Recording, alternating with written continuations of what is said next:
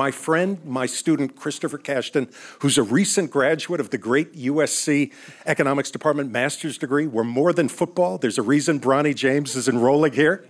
And Chris is a great friend, and Chris is a data scientist at Skanska. And Chris, the floor is yours. Thank you. Dr. Khan, that was a really nice intro. So I'm going to talk about AI within commercial real estate. To kind of start off what Skanska does. Skanska is an office and multifamily developer. We develop trophy assets in Seattle, Los Angeles, Houston, DC, and Boston.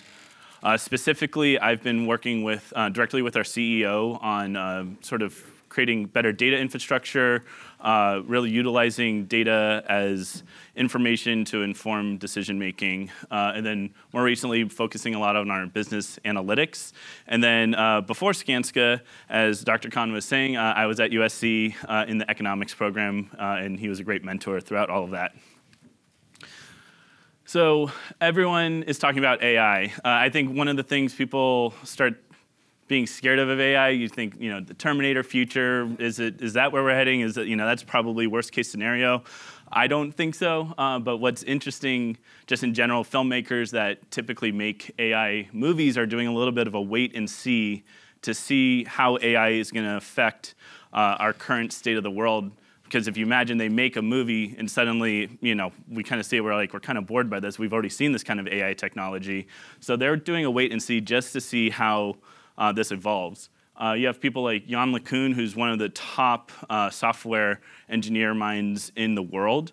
And he had this quote last year basically talking about how he doesn't think these machines can learn real-world context just from text. And he gave an example of if you have a ball on a table, you push the table, the AI won't know where the ball is. Skip to today, that's already been proven wrong. So some of the top minds are making claims, and we're already seeing this evolve like crazy. Some people I'm having conversations with over time, Tim Savage, an NYU professor, econometrist, he's doing a lot of podcasts about AI right now. Scott Dunphy, I showcase a lot of his work in this presentation. He's a MetLife portfolio manager. And then recently I took a class on AI usage by a guy named Dror Poleg. It's practical AI. Jim Costello was in the class. He's the head researcher at RCA. And so there's, in my mind, we're all on this playing field right now, and we're all discovering AI at the same time. A little bit about the history of AI. So people started thinking about the brain as a logical learning machine and using the brain as an architecture for machines, for machine learning. And that started around the 1940s. Introduced Alan Turing, very famous. He started thinking, can machines think? And his test was, you put a machine in one room, you have a human in another room, and they're interacting. Will the human believe that they're talking to another human? And that was the Alan Turing test. And kind of skip forward to today, you look at ChatGPT, that's constantly being proven that you feel like you're talking to a human. A few more pieces, you had theorem solving computers, you had a psychologist chatbot that was interesting, but none of these solutions really felt like they were sophisticated enough, that they were accounting for the nuances of human behavior. So AI took a little bit of a backseat, skipped to Deep Blue versus Kasparov. That was the chess match where the chess bot beat a chess master, and that got everyone really excited about AI again. And now deep learning makes its comeback. So what is deep learning? I would say imagine AI as this general bubble, and then inside of it you have machine learning, and then inside of that you have deep learning. And deep learning is really able to take raw data and start thinking about optimal decision making and thinking about how many layers are inside of this problem from the input all the way to the output. This definition I think is a bit wordy, and you have ChatGPT to thank for that one. So sprinkled a little ChatGPT through this presentation. But this is a little bit easier to digest, I think, in understanding what is deep learning. So I kind of view how AI will help us as a GPS. So if you imagine a GPS gives you 4 possible directions of where you can go. and it takes into account the real-time data at the time, what kind of traffic's happening there, what's the distance. You as a human still need to decide which route you want to go. Maybe it's a canyon that's really windy and dangerous, and you are the one that knows that. So it's going to be a combo of using AI and these neural networks to give you these kind of layers that humans might be able to capture, but the AI machines will be able to really capture it all. But then you ultimately seeing what are the possible decisions, where's the optimal decision making out of this, out of in the output layer. So I'm going to give you about 5 seconds to kind of look at this and think about what this graphic is saying without any of the numbers on the axis. So this is the days taken to reach 1 million users. So ChatGPT, I think right now, sometimes people hear it, it's almost a little bit of a joke, like, oh, you're using ChatGPT. It's growing faster than any of these other applications that we've seen. I think if you haven't really dove into it, you really should start thinking about it. And in this presentation, I'm going to go a little bit in how to try to make it a little bit more useful for you. So what is ChatGPT? Released in November 2022. I would say it depends on what information you put on it to get better outputs. I think a lot of people go into ChatGPT and they immediately treat it like Google, and they want to ask it a question that you would typically ask Google. And that is not the effective way to use ChatGPT. You want to really think of it as a blank slate to problem solving. And if you don't get the problem correct on the first sort of line that you give, feed it more information. It doesn't know what it's looking at until you tell it what it's looking at. And so I've had my own successes with ChatGPT, but it definitely started off with like, no, this solution didn't really work, this solution didn't really work. The outputs are probabilistic, meaning you need it to have more information for it to minimize that probability of it giving a bad answer. So within ChatGPT and AI, so my first use case, this was around March. So the amount of time I've been diving into this has been since March, but I've made it everything I do during work, past work, all of it. I had someone at work ask me, we have a TIMS report, a tenant and market report from CBRE, and the typical thing is, give it to somebody and, write in everything into Excel. And he's like, is there a way we could turn this into a way we could scrape the PDF, put this into a better data table solution? So this is like the TIMS report that we get, PDF, and my first response was, no, I can't. I know there's technology that exists. We have to pay for that solution, though. 2 weeks later, I start fiddling with ChatGPT a little bit, and I turned it into a Power BI report. So PDF to Power BI, which now I could take all these PDFs, fill them into here, and get this really, really easier way to digest the information. So in my mind, this solution was something that might take a month or so for me to learn how to do, how to build code to scrape PDFs and put them into a data report. I did it in a day, maybe less than a day, figuring that out. Some of the other solutions that I've seen, like I said, I talked to this guy from MetLife, Scott Dunphy. This is a great example of good input into ChatGPT. So he created this carried interest model. And if I know the text is a little bit small, but he's using very specific language, like calculate the cash flow, right, by looping the deal cash flow. At each step, calculate the net present value. So like I said, very, very specific type of text. And then what's fun is, ChatGPT comes back and this says, I love when it says, this seems to be quite a complex function to implement, but I'll try. ChatGPT is they're building empathy, and there's a whole nother presentation I could talk about all the empathy they're building into these machines. But it creates this code that might take someone much longer to do. Scott says it worked. Can you add a final array called profit? And it, remembers all the code that you just put in and just changes and tweaks the one things that you want it to. And out of it is, this really, really sophisticated Excel sheet where, it's, building carried interest function outputs. So this was one of the first I saw where I was like, this is where we could directly apply it to commercial real estate. ChatGPT with Excel. The first time I heard about ChatGPT with Excel, I thought, simply, it will write formulas. I'm using it to write code. It could write formulas in Excel, and it definitely can do that. But what I saw about this was way more interesting. if you plug in ChatGPT into Excel, you have a tenant prompt right there. You see, it says, provide a brief description of this company. And then you apply it to each of those lines for each of those tenant names. And you can see right away, it just creates a quick description. It's creating text inside of Excel for you. And you could choose to go with that, or you can choose to edit it how you want. I always encourage you not to just take what ChatGPT gives you. Always use your human element to read through it, make sure it's what you want, and and take it from there. This is, I think, a simple example, but I'm just imagining way more of the possibilities of being able to put prompts like this into your Excel models. Here's where I see ChatGPT and AI and all of this going. This was another one made by Scott Dunphy. He told me he made this really quickly. So imagine your company has its own AI brain. So ChatGPT has its limitations, obviously. A lot of companies can't put their own data in there right now because, I think maybe people heard of what happened to Samsung in their source code. So if you can have your own AI brain with your own cyber walls around it, you throw all your leases in there, you throw, all your agreements, loan agreements, everything, and you just have this, quick way of summoning information.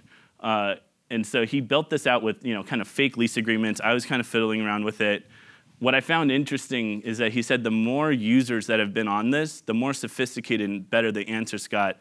And he hasn't changed anything on the back end on how this runs. It's learning based off what people are saying. It's like, oh no, that's not actually the right answer. And so it's getting more sophisticated with the more users. And I tested out, for at least one, showing me annual rent increases and checking some of those formulas. If you ask me, what jobs are at stake, I think first-year analyst jobs. You're going to have to figure out something else for them to do because this is, it's just solving this problem right away. And right now, Skanska is already thinking about how to get our own chatbot into our systems, and eventually our full own AI brain, where we could once again just summon this information in a much more efficient way. And then I see myself taking, large PDFs and pushing that information into the data tables I want. It's just going to save so much time on the way people work. So current use cases, it's not going to give you answers that you don't know. If you were to ask it, what's a good office strategy coming out of a pandemic, it'll probably give you answers that you already know. So right now, I see it really as a glorified intern time saver. And there's people putting large amounts of text into ChatGPT and saying, summarize this, fix this up for me. I've seen it where someone takes a whole quarterly report, just Control-A on a web page. Don't worry about formatting, just paste it in, and then start asking it about what's going on this, a specific quarterly report. In the future, I think this optimal decision maker is key. Right now, ChatGPT is loaded with so much public information, and it's creating answers based off of too much input. So if you're able to really create your own AI brain, you could control the input that goes in there. You could get to that GPS that I was kind of talking about, where you get to lay out what's everything happening and then use your own human brain to figure out what's the best for your company. All right, so plugins. If you haven't gotten ChatGPT 4.0, I suggest trying it out. You get to use plugins, but beware. One of the crazy things about ChatGPT, it'll make stuff up. So I asked it, what are top 5 plugins for real estate? And it spat these out. These don't exist. So I would say always check and make sure that, I think a lawyer just got in trouble recently for presenting cases that didn't exist. So that said, I think these are good ideas for plugins. Maybe someone will build them. But the plugins that I've been using that have been successful for me, Notable was really interesting. I was able to pull public data sources into a Notable data notebook. So I asked it, get me the top economies, GDP trends over time from World Bank, and it just built the Python code. That's all I asked it. Built the Python code, brought that in, and if I want to, I could marry it with my own data that's also in there, and it'll build the visuals for me. ask your PDF. Highly suggest getting that. If you take a 40-page document, it will read the graphics. It'll read the text. You could simply ask it, tell me about the leases in the here. Tell me where all the sales are. What is happening with the cap rates? It will summarize that information for you very, very quickly.